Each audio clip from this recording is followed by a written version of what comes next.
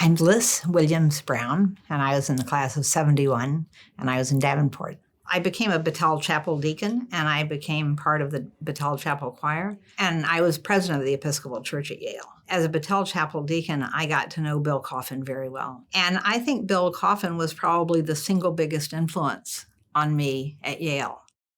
Bill stopped me on the old campus in the spring of my senior year, and he said, "Have you ever considered the ministry?"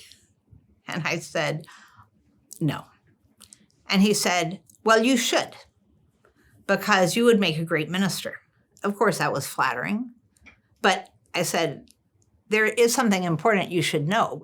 I'm an Episcopalian, and the Episcopal Church doesn't ordain women to the priesthood.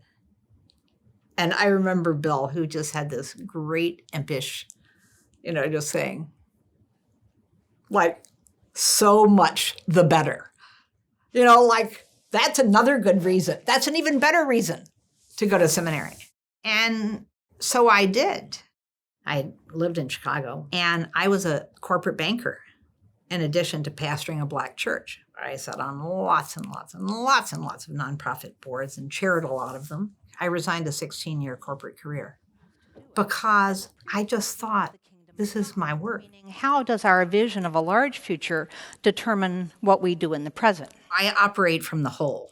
I see things in big picture terms, and I'm in constant conversation with the fullness of life. Imagine Chicago encourages individuals and organizations to focus constructively on their capacities and opportunities. The genesis of Imagine Chicago was precisely that when I looked around and saw the absolutely unconscionable rate at which young people were drinking themselves to death and murdering each other, I thought the only reason a young person would do that is because they don't believe they have a viable future.